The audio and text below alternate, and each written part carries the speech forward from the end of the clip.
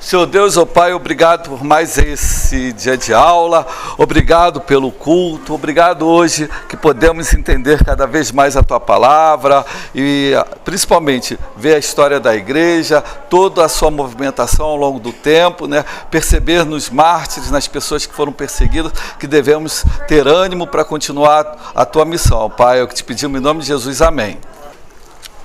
Sobre a prova, só para vocês ficarem calmos, né? Porque teve pessoal da manhã me perguntou, mas já 2 folhas e na próxima são 3, conforme vai aumentando a aula, vai aumentando as folhas aí das apostilas. Não se preocupem com a prova.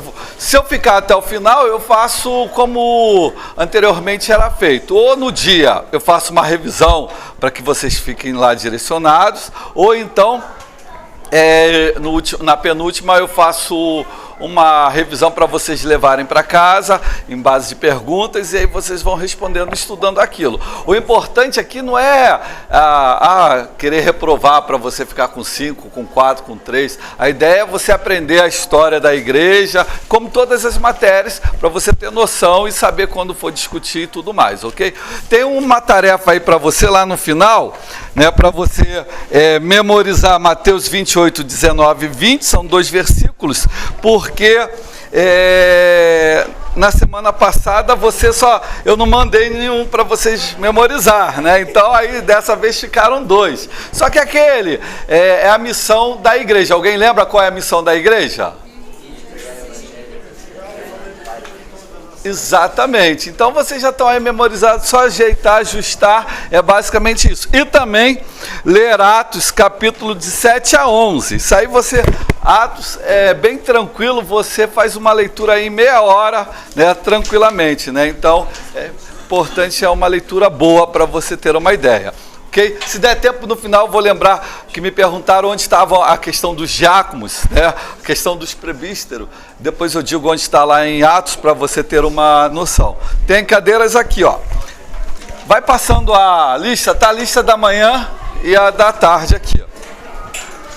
Outra coisa, nós vimos lá como foi a igreja no início, lá do Velho Testamento, a missão e a relação dela, o nascimento dela da forma com os apóstolos, lá no Velho Testamento. Hoje nós vamos ver esse período em que já está no Império Romano, e aí por aí vai seguindo, até chegar aos dias atuais. Nós vamos passar por algumas seitas, até chegar ao último lá, que é a reforma e o avivamento da igreja aos dias atuais, só para você ter uma ideia. Nós estamos, hoje a aula é o período de transição entre a igreja perseguida, primitiva, que estava sendo perseguida, depois a igreja, quando ela vai ter alguns momentos de paz, e aí por final, quando o Império Romano aceita ela como igreja única, né, e todo mundo é obrigado a se converter, e aí ela faz tudo aquilo que estava acontecendo com ela. Ela começa a perseguir todos aqueles que não são da sua religião, que não vão estar dentro desse modelo. Lembrando que já não tem mais a ver, nesse período, quando eu chegar lá, não tem mais a ver com os apóstolos, né, a igreja primitiva. Tem mais a ver com a igreja romana do que com a igreja primitiva, com as tradições pagãs, do que com a palavra de Deus, né? Tem muito mais tradição do que palavra, para você ter uma ideia, ok? Então é da religião aceita, a religião perseguida, e depois vai ser a religião que vai perseguir também, ok? Então, para a gente entender, no Império Romano, essa nova religião, né, estava sendo aceita de uma forma, porque ela falava de amor, respeito pelos outros, igualdade entre todos, e a existência de um Deus único. Nesse momento, todo mundo lá era politeísta, então os romanos viram isso aqui como uma religião ótima, principalmente porque era uma sociedade baseada na escravidão, né? Então, para eles, vamos ser todos iguais. Só que lembrando que essa igualdade que Cristo falava era uma igualdade terrena. Não, era uma igualdade fundamentada onde? No reino, né? Todos são iguais, né, de forma em Cristo. E aí, pessoal não começava a entender isso, queria essa igualdade de forma social, política e econômica aqui na Terra. E aí as autoridades começam a perceber que esta religião é problemática. Aí está aí na sua apostila. Rapidamente as autoridades identificam esta nova religião como uma ameaça à ordem romana estabelecida. Né? Então está aí, ó, a ordem romana. Porque esta religião, as religiões romanas eram politeístas, a que Cristo pregava era monoteísta, culto ao imperador era obrigatório, né? Então era culto somente a Cristo, né? Somente ao Deus. Era uma sociedade escravista. Cristo falava de liberdade, só que de liberdade do reino dos céus, e as pessoas não estavam entendendo essa questão, ok? E a recusa, principalmente, de prestar culto ao imperador, gerou um motivo de perseguição, né? O motivo de não aceitação. Eu não aceitava esses deuses, eu não aceitava o culto ao imperador, e aí gerou toda essa problemática. Aí está na sua apostila aí. Tinha uma religião politeísta, o culto ao imperador era obrigatório, era uma sociedade escravista. Ok? Tranquilo? Pegaram? Eu vou um pouquinho rápido hoje, porque tem muita coisa para a gente preencher, e antigamente essa aula era 1h20, agora o CENIB mudou, é só 1 hora, quase que menos de 1 hora, então por isso nós vamos um pouquinho rápido. Aí nesse período, começa o quê? Essas grandes perseguições, os cristãos vão para onde? Prestar culto? Alguém sabe? Não. Para as catacumbas, para as catacumbas. Então eles começam, né, muitos foram mortos, alguns devorados por espetáculos no Coliseu. No entanto, a prática continuava e eles se escondiam no subterrâneo, nas catacumbas. E aí que vai aparecer daqui a pouco, mais na frente, eu vou falar do peixe que o capitão falou na semana passada. Eu fico chamando ele de capitão se o Toniel te dedurato está perdido, né? Ó, ele fica espalhando aí que eu sou capitão, mas né, está... Então, olha só. Então, começa um culto feito nas catacumbas, porque eles precisavam se refugiar dessas perseguições. Se você um dia tiver a oportunidade de ir a Roma, você vai ver que muitos foram enterrados nessas áreas, né?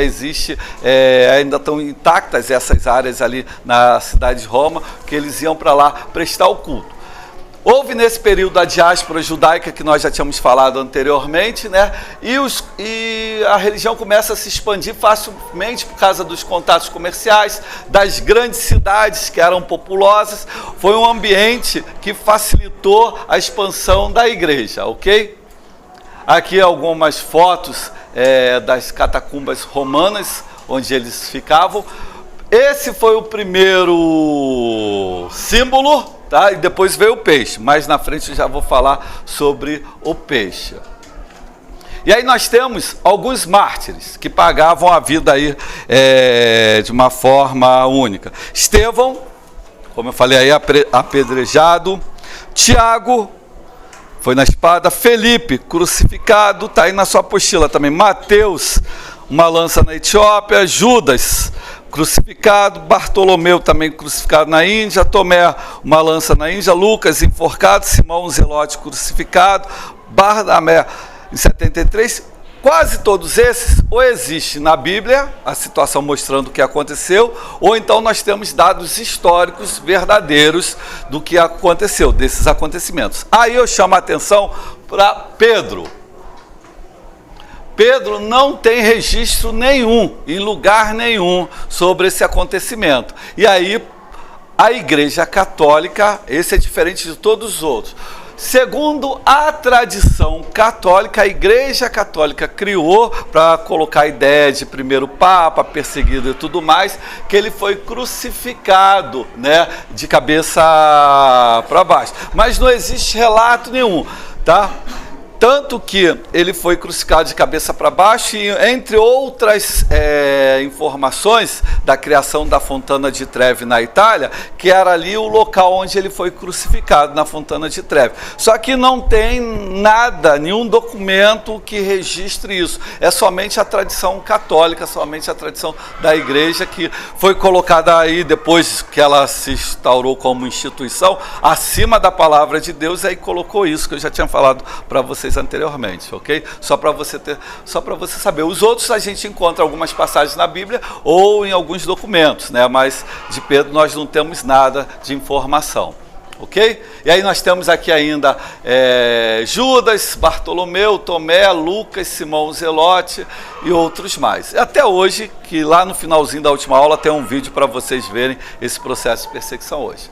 E aí que bem interessante, o ser humano pode estar disposto a morrer por aquilo que ele julga ser verdade, mas ninguém está disposto a morrer por aquilo que ele sabe que é mentira. Então, é bem interessante porque o cristianismo expandiu e resistiu, porque Deus já sabia o que ia acontecer, né? Então já tinha deixado lá um registro, aqui, ó, primeiro, 2 Coríntios, de 4 a 8 a 9, 17 e 18, ele vem falando sobre essas questões. Ó.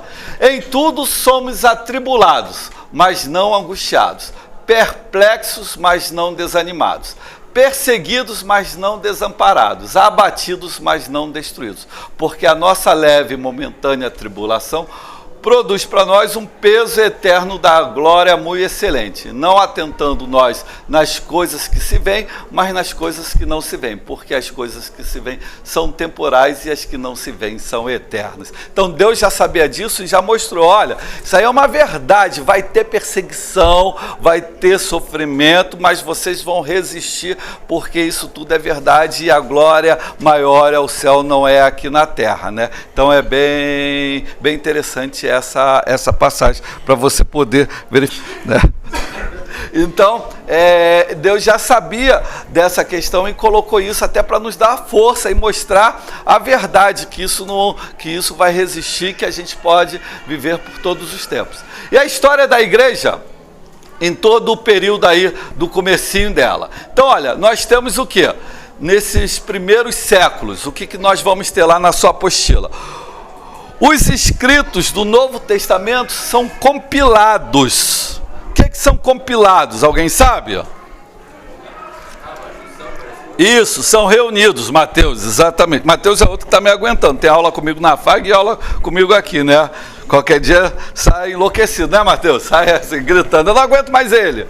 Aí são compilados, são reunidos, né? Começam a ser um processo de aprovação. O cristianismo se espalha, as perseguições continuam de forma bem forte, presente. E aqui, só para você ter uma ideia, se depois tu quiser essa folha eu te dou, a época em que os livros foram escritos. Nós não temos datas exatas, todas elas são também por aproximação e algumas muito mais fundamentadas na tradição católica do que na veracidade da data. Então, falando que Mateus foi em aproximadamente 67 depois de Cristo, Marcos, Lucas também, João é o que pela história romana nós temos algumas informações que está ali em torno de 90, 96, mais próximo aí, está no governo do imperador Diocleciano. Depois Atos em torno de 100 mais ou menos, e por aí fora, Romanos, 1º, 2º e outros mais, né? Então, só para você ter, isso aí ainda não estavam reunidos, né? Só um pouquinho mais na frente que começam a ser compilados. E alguns detalhes, né?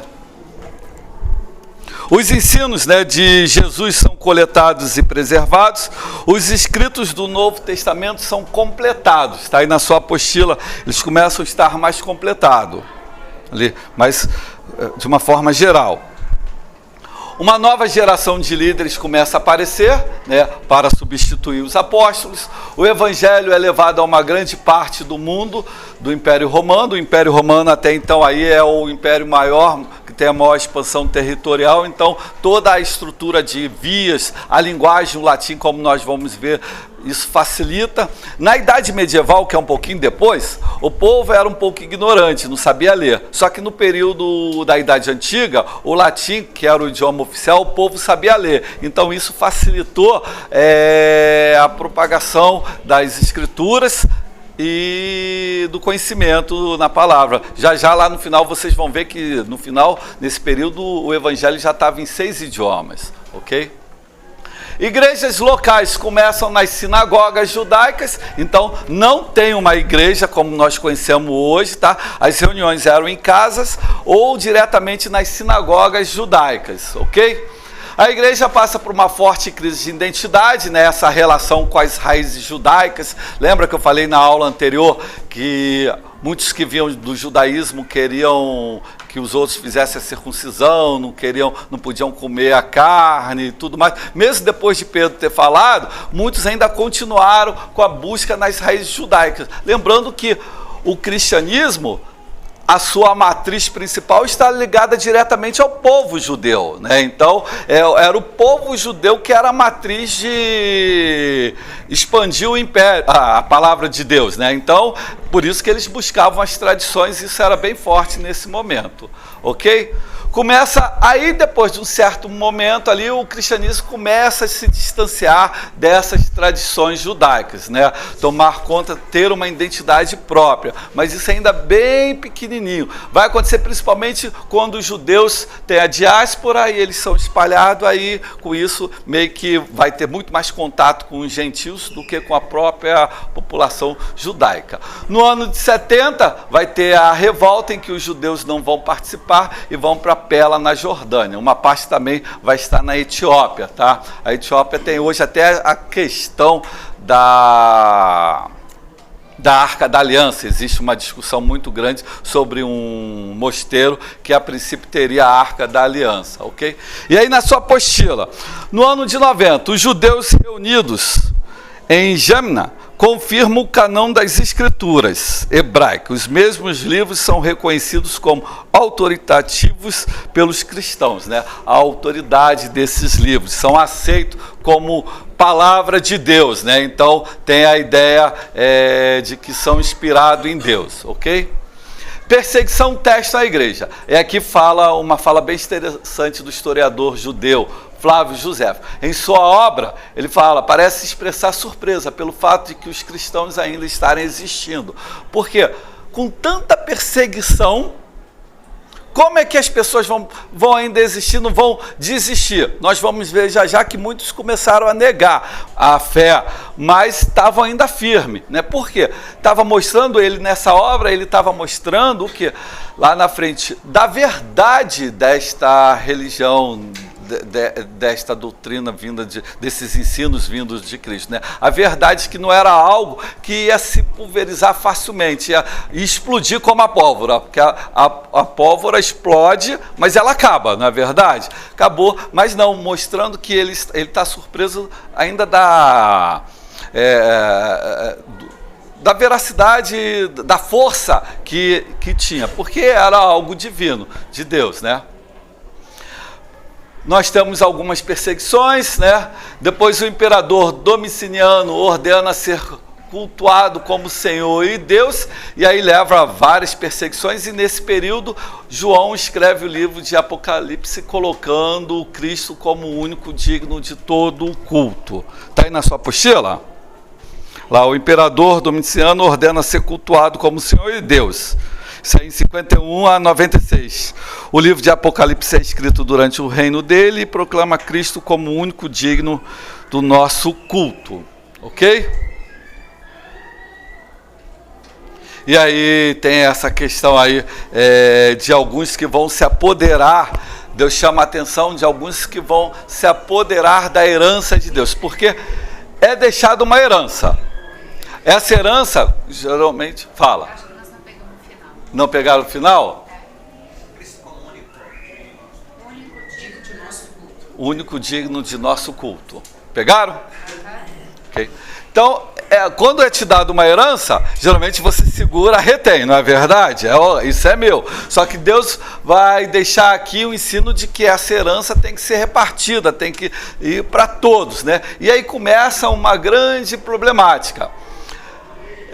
De que alguns, está lá, depois você pode ler em 1 Pedro 5, de 1 a 2, alguns querem se apoderar né, querem ser maiorais dentro da igreja. E vai ter lá em 3 João, de 1 a 9, que fala, a carta diz: escrevi às igrejas, a igreja, mas Diótrefes, que gosta muito de ser o mais importante entre eles, não recebe. Então, alguns querendo se apoderar dessa igreja primitiva, desses ensinamentos, querendo ser o maioral, querendo ser o chefe, e não permitindo a entrada dos ensinos da forma que deveria ser dentro da igreja. Isso Deus também já deixa sobre essa questão aí da herança registrado, para que não só tenha esse cuidado naquela época, mas nos dias de hoje. De vez em quando não aparece um até na igreja querendo, opa, eu quero ser maior, né? Então não tem essa. Não, só porque nós somos líderes, isso não quer dizer, né?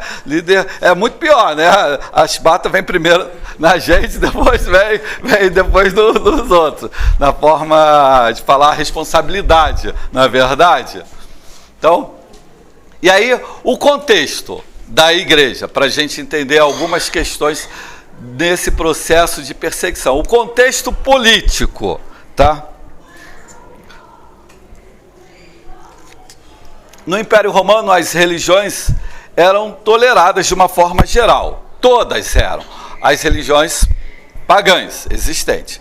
Só que o que acontece? Elas não poderiam criar tumulto para a ordem. Se elas criam tumulto para a ordem política do império, aí o que acontece? Aí eles começam a perseguir. Foi o caso do cristianismo, porque o cristianismo começou a criar alguns tumultos. Mas como assim? Os cristãos criam tumulto? Não, porque tinha que prestar culto ao imperador. Nós não queremos isso. O exército, o Otoniel sabe, de vez em quando passa o santo, que é o patrono, não é? Então você tem que prestar continência. Isso é um problema para quem é cristão.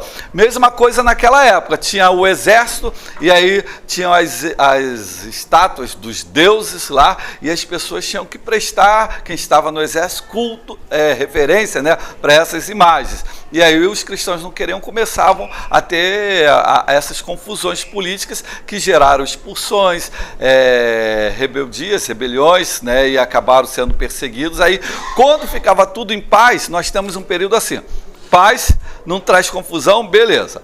Confusão para o Império Romano, todo mundo começa a ser perseguido. Aí fica calmo, o imperador via que estava tudo tranquilo, passividade. Ah, não, vai criar alguma confusão, aí começa a perseguir, porque a ordem era muito importante estabelecida. Só que não que os cristãos eles eram pessoas revoltosas, mas sim que eles não queriam seguir essas ideias, como a gente também não ia seguir, né? Eu fico imaginando, o pastor já deu testemunho aqui, que quando foi obrigado no patrono, ele sumiu do meio, não é verdade? E disparou lá e ninguém deu falta. Imagino vocês também essa dificuldade. Então, olha, o cristianismo exigia uma suprema lealdade moral e espiritual a Cristo, colocando César em segundo plano. Os cristãos se recusavam a oferecer incenso nos altares, devotos ao imperador. Está aí na sua apostila, né? Então, com isso, o povo começou a perceber que os cristãos eram desleal, não aceitavam que eram as regras do Império Romano. Depois, o próximo contexto. Está tranquilo aí? Está pegando? Posso continuar? O contexto religioso. Aí está social, mas está invertido. O próximo vai ser religioso.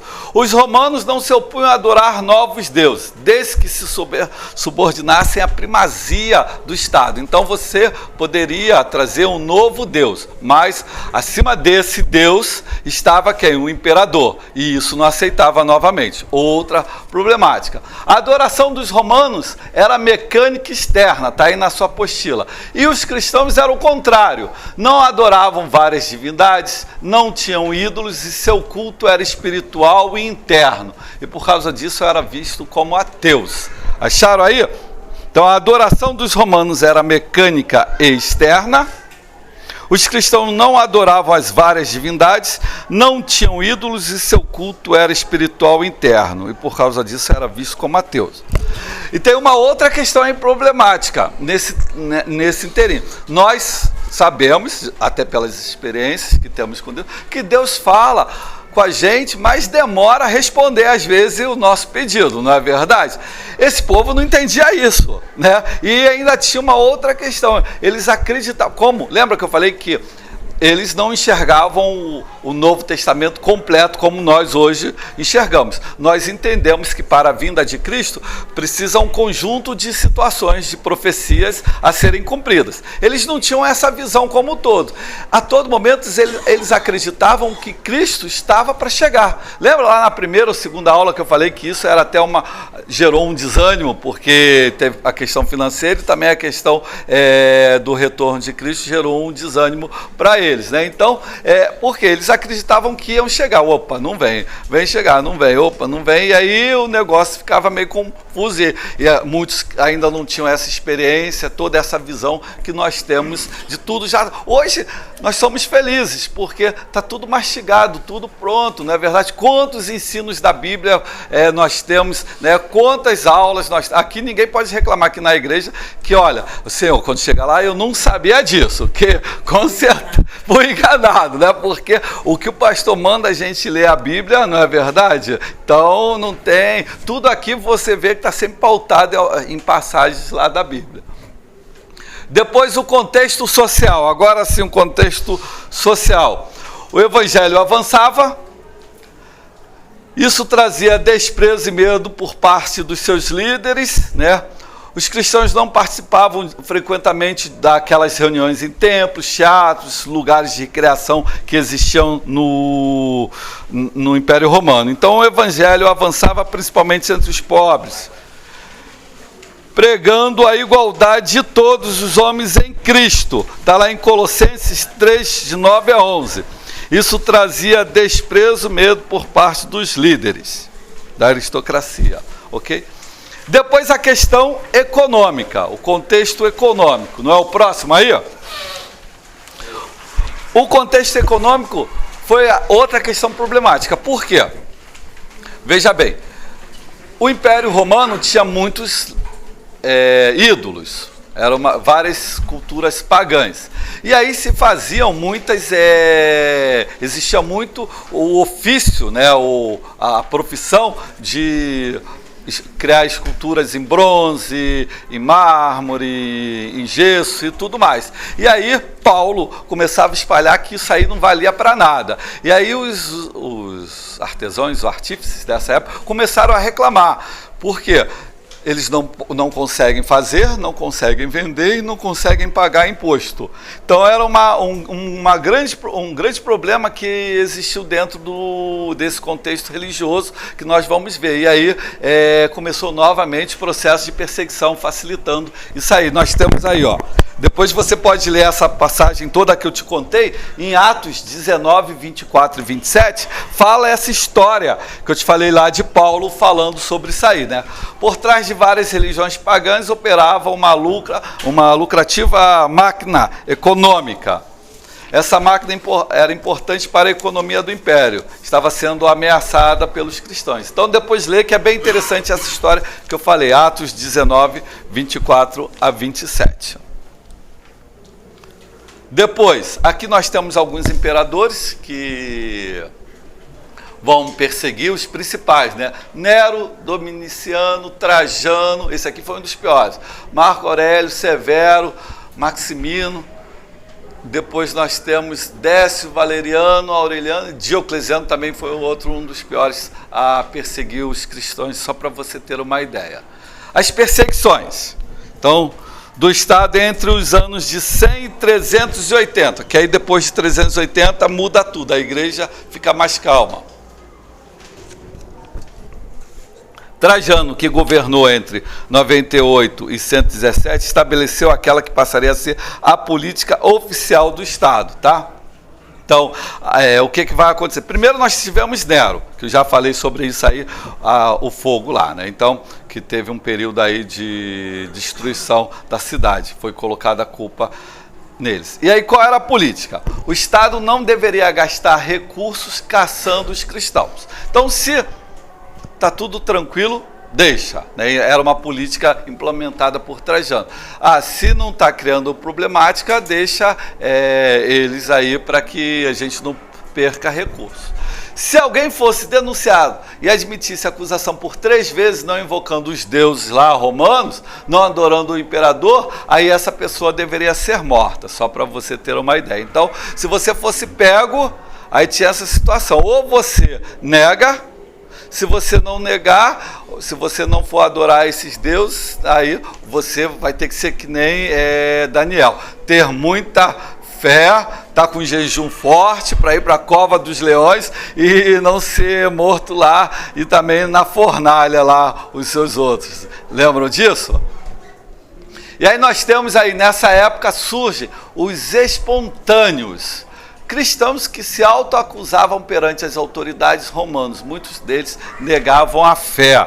Tá? Então os espontâneos, né, eles tinham essa questão para tentar se livrar.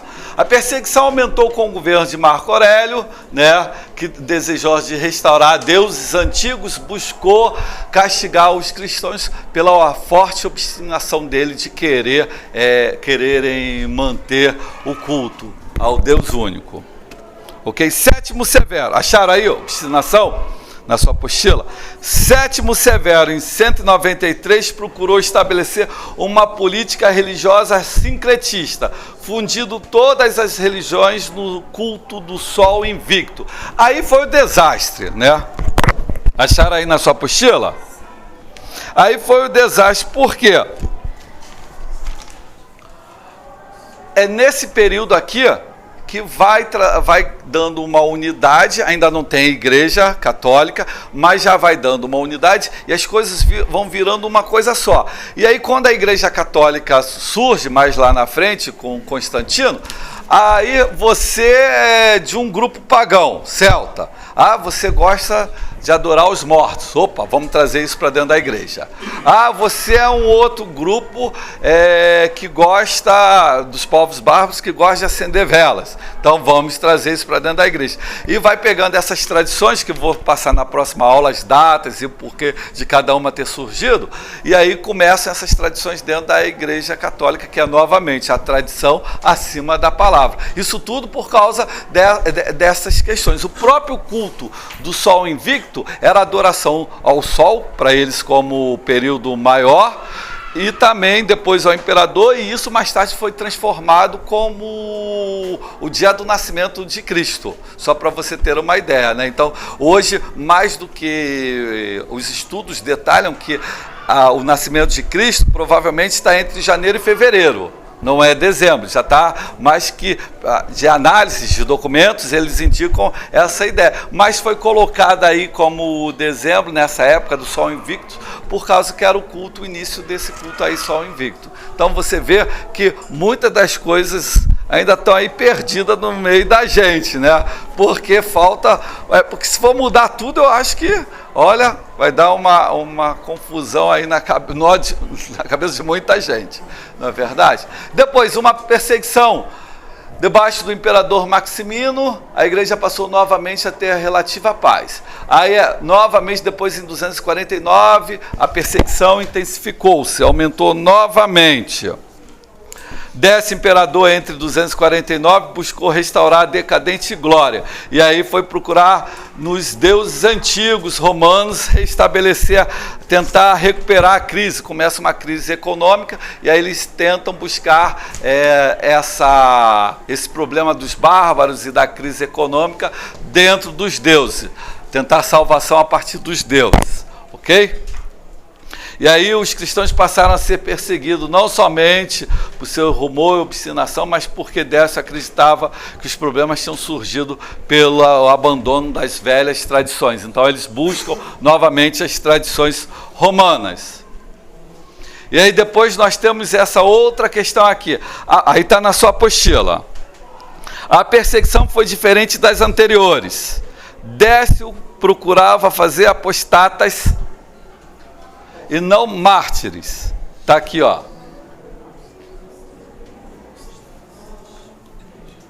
Ok? Pegaram? Que seriam esses caras? Alguém sabe? Pessoas que negavam, né? Isso, exatamente. Obrigavam eles a negar a fé. Exatamente, porque não, eles obrigavam eles a negar para mostrar que aquilo era uma mentira. Exatamente, como o Marcelo falou. Qual a diferença? Isso aí, os mártires, o que acontece? E até o final sem negar. Então, olha, eles acreditavam fielmente nisso, então acabavam que serviam de exemplo, né, para os que estavam ali. Olha, morreu, mas está aí, dizia-se está na glória de Deus, então foi fiel, então tinha todo aquele posicionamento positivo, né? Agora, esses aqui não, esses aqui queriam mostrar, olha, eles iam... Logo não conheciam, né, não resistiam, né, queriam mostrar, olha, tá vendo que essa fé não é de verdade, esse cristianismo não é de verdade, que logo ele consegue renegar isso tranquilamente. Então, eles queriam mostrar, deixar a ideia de mártir, que criava uma coisa muito mais positiva, que a perseguição acabava favorecendo, dando algo positivo, e aqui eles queriam mostrar, olha, isso tudo era uma mentira, queriam dar essa ideia de mentira desta religião através dessas pessoas. Além também, através das ameaças e tortura, a igreja passou a conviver com o problema dos caídos, que sucumbiam à fé, como esses aqui, negavam, só que não eram mortos, e aí depois... O que eles faziam? Queriam voltar, negavam na frente das autoridades romanas, né, a mentira de Cristo, só que depois que saíam da autoridade romana, eles queriam voltar para a igreja, voltar para o culto deles lá, com os primitivos, né? Com os cristãos primitivos. E aí o pessoal tinha um grande problema, não queria receber eles novamente, porque acreditavam que eles estavam em pecados, né? Então, isso é um grande problema, porque de vez em quando a gente vê um irmão em pecado, quer afastar ele da igreja, não quer trazer novamente, não é verdade? Ainda não acontece isso hoje? Ou só eu que tenho essa ideia? Oi? Em algumas denominações, Sim. Sim, não, e a gente tem que ter cuidado com tudo isso. Olha, teve lá na faculdade onde eu trabalho, a moça veio aqui na igreja e no dia que ela veio, ela me viu na ceia. Aí depois ela, minha aluna, ela me perguntou, lá na sua igreja, quem tem tatuagem pode participar da ceia? Eu falei, por quê? Porque eu vi o senhor lá e você tem tatuagem. Eu tenho, só que também a minha tatuagem é uma homenagem à minha esposa, né? Isso é um escrito, né? Isso é um escrito, né? Isso aqui é um coração, né? Aí, o que acontece? Eu falei, pode, por quê? Não, porque na minha igreja me expulsaram porque eu tenho uma tatuagem. Olha só, então a gente tem que ter cuidado, né? Então, tá julgando, e essa capacidade é só de Deus, não cabe a gente. Ela ficou surpresa e quis ficar aqui. Essa igreja dela é o pessoal que faz Santa Ceia somente em dezembro. Eu não quis nem perguntar o nome da igreja, né? É igual lá no meu trabalho, a gente tem que ter cuidado no relacionamento com todo mundo. Eu trabalho no meu colegiado, eu sou o único homem, todos os outros são homossexuais, né? Então, e as mulheres também, grande parte. E aí, de vez em quando, eles brincam, quando tem lá uma reunião, né? Eles brincam, né? Aí... Além dessa questão toda, né, nós temos aí essa parte dos caídos que eu falei, que é essa questão do julgamento. Após uma perseguição do imperador Valeriano, depois nós temos uma paz novamente. Com Diocleciano, uma nova onda de perseguição vai acontecer. A perseguição parece ter iniciado lá no exército, por toda aquela questão que eu falei lá das cerimônias pagãs no exército. Lembra? Que eu tinha explicado que o povo não queria aceitar. Não sei se você acha aí na sua apostila, né? Ok? Vários cristãos se negaram a fazer parte do exército romano ou tentaram abandonar a tropa por pacifismo e pelo caráter pagão de várias cerimônias militares. Acharam aí? Foi aquela história que eu contei um pouquinho antes, no começo. Aí a ideia do Sol Invictus, que é o culto ao imperador e ao sol. E aí nesse período surge o peixe. Alguém conhece a história do peixe? Não conhece a história? Como os cristãos estavam sendo perseguidos, né, para você entrar nas catacumbas, principalmente, ou nas casas onde existia o culto, a pessoa fazia um círculo assim do peixe. Vou mostrar aqui. Aqui, ó. Fazia esse círculo aqui do peixe, e o outro, para entrar nas catacumbas e tudo mais, fazia esse outro círculo aqui, né? E aí identificava-se como um cristão. E mais um pouquinho na frente eles incluíram estas palavras, essas iniciais aqui que se referiam: Jesus Cristo, Filho de Deus Salvador, tá? Só para você ter essa ideia. Só que esse símbolo aqui, que significa o peixe, a palavra ligada ao peixe, ele tem uma problemática que os cristãos não perceberam nesta confusão. O judaísmo, ele é religião e é cultura. Como religião, ele vem diretamente de Deus, mas como cultura, ele sofreu influências do período de exílio. E tem a Cabala, né? Então tem uma cidade em Israel que é muito ligado à Cabala. E tudo isso aqui tem muito mais a ver com a questão cabalística do que com a própria Bíblia. Entenderam? Só para vocês terem ideia, né? Começa essa palavra junto com o peixe, que vem lá, olha, passo lá na Cabala, onde o rei Messias é chamado de intérprete ou revelador.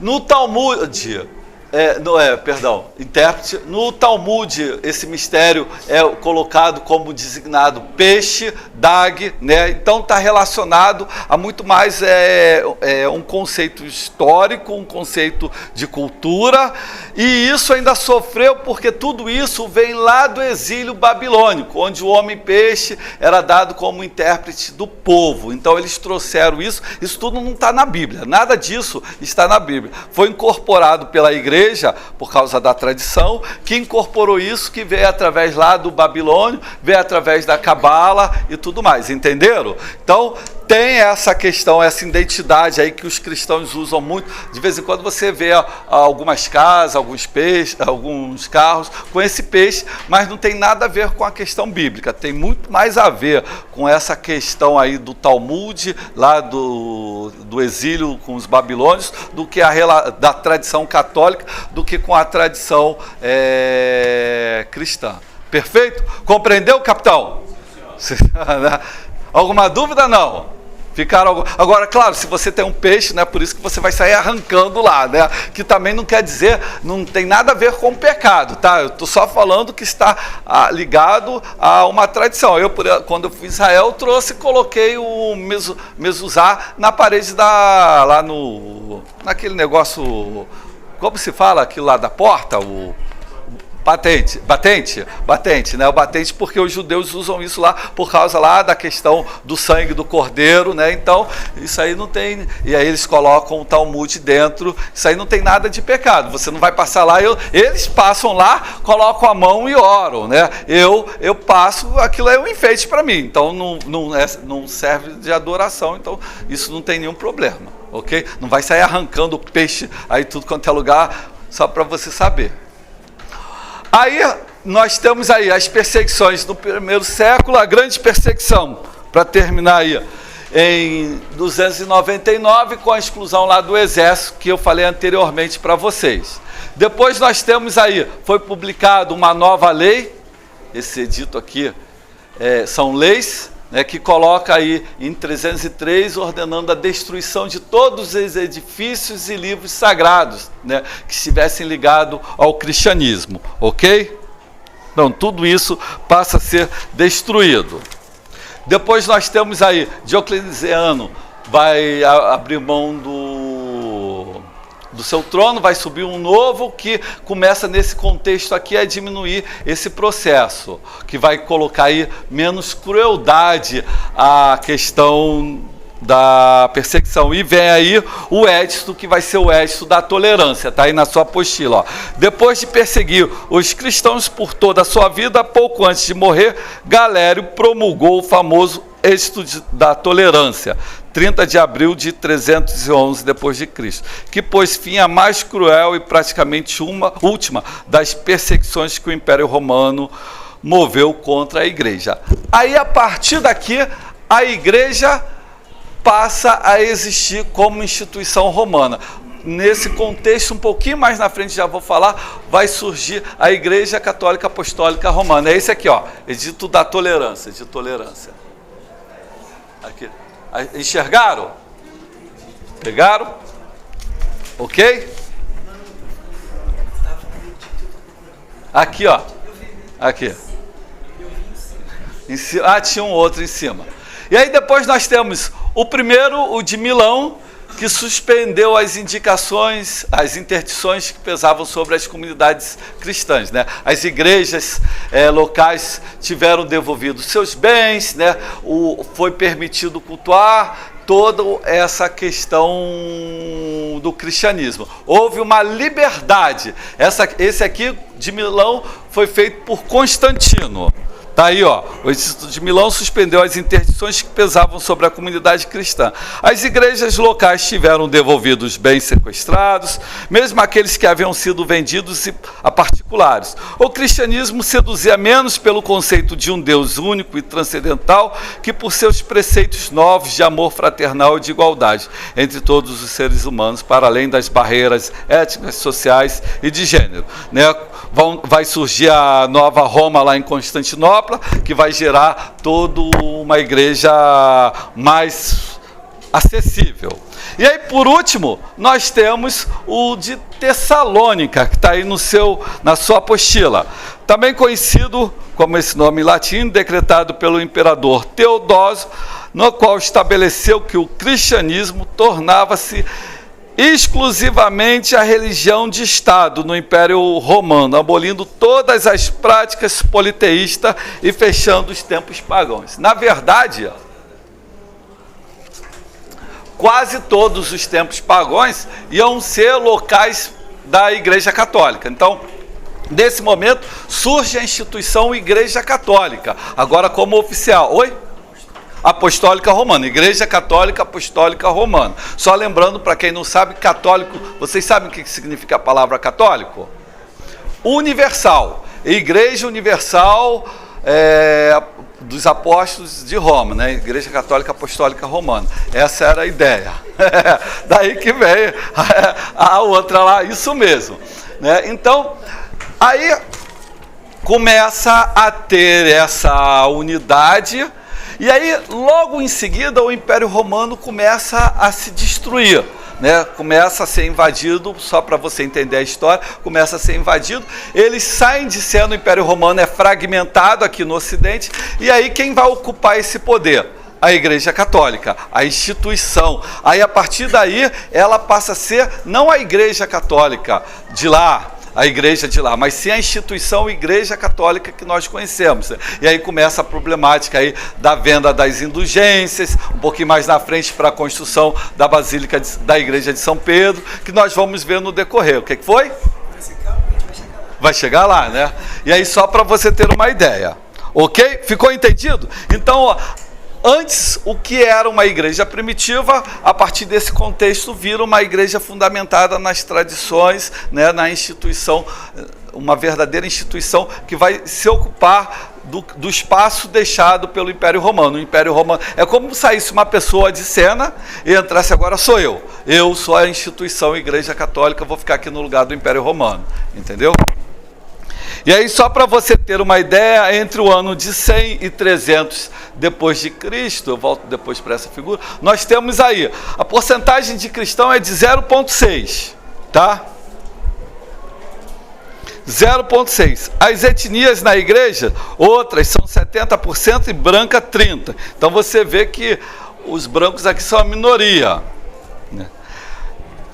28% do mundo está evangelizado, então você vê bem pouco ainda, né? Muito comparado àquela época lá, mas considerado o que precisava para o retorno de Cristo. As escrituras, né, nesse contexto já está em 6 idiomas, tá? E aí, total de mártires, 25 mil pessoas, 1,2 desses 0,6 aqui, todos cristãos. Uma média de 370 por ano. Média de 370 por ano. E eu chamo a atenção que eu particularmente acredito que esse número é bem maior. Por quê? Veja bem, isso era o que o Império Romano, né, ou a igreja ali, estava registrando. Agora imagine aquelas pessoas naquelas aldeias lá perdidas, né, que quem matou foi um, dois que mataram porque foi contra ali o que eles cultuavam no paganismo e não foi contra a estrutura maior. Então, eu acredito que muitos mais morreram e não foram registrados.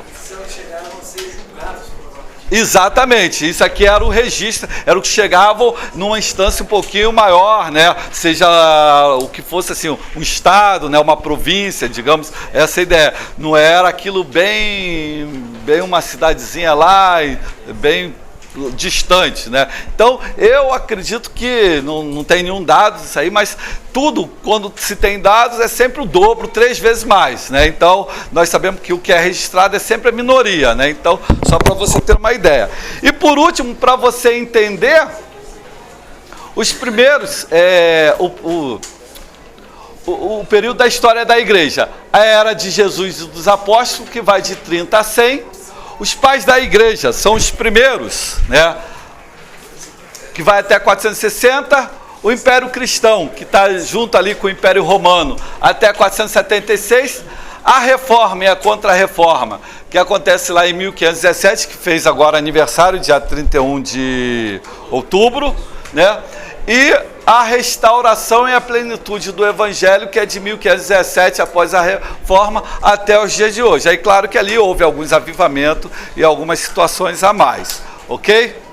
E aqui, essa última figura aqui, que mostra tudo aquilo que eu falei para vocês, lá do ano de 60 até aqui 476, com o fim do Império Romano, né? Então passando pelo cerco a Jerusalém, a destruição, Diocleciano, né? João na ilha de Patmos, Constantino de Milão, depois Constantinopla, como eu falei agora há pouco, Teodósio, né? E por aí afora até a divisão da igreja e o fim do Império Romano, que depois nós vamos ter uma divisão que é chamada cisma da igreja, uma igreja no Ocidente, que vai ser a Igreja Católica Apostólica Romana, e uma igreja no Oriente, que vai ser na cidade de Constantinopla, né? Que vai ser a igreja ortodoxa, que vai dar origem à igreja ortodoxa, que depois vai se subdividir, vai dar origem lá à igreja russa e por aí afora, para a gente entender.